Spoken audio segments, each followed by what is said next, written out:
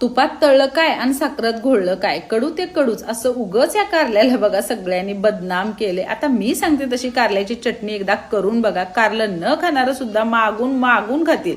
तर काय करायचं बघा, कारली पहिल्यांदा गोल गोल अशी रिंगात कापून घ्यायची, मग स्वच्छ धुवून त्याला मीठ लावून असं सोडून द्यायचं बघा 10 मिनिटं तरी. नंतर हाय नाही तेवढा की नाही सगळा जोर लावून कचकटून ती पिळून घ्यायची. मग तेलात मध्यम गॅसवर बघा चांगली खरपूस अशी ती भाजून घ्यायची.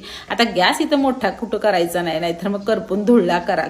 आता त्याच पॅन मध्ये बघा एक बारीक वाटी शेंगदाणे खरपूस भाजून घ्यायचे. शेंगदाणे भाजत आलं की नाही की त्याच्यातच लसणाच्या कुड्या, कोथिंबीर आणि कढीपत्त्याची पानं घालायची, उलतपालत करायचं. आता हे गरम आहे की नाही तोवरच त्याच्यावर 1 चमचा जिरं आणि मग कारळं घालायचं चमच्यानं, त्याच्यात सगळं हे मिक्स करायचंय. आता हे सगळं बघा इथं मी खलबत्त्यात घेतलंय, तुम्ही मिक्सरमध्ये पण हे करू शकता. मग चवीपुरतं मीठ घातलंय. आता याच्यातच का नाही एव्हरेजची कश्मीरी लाल मिरची पावडर घातली बघा आणि एव्हरेजचा गरम मसाला पण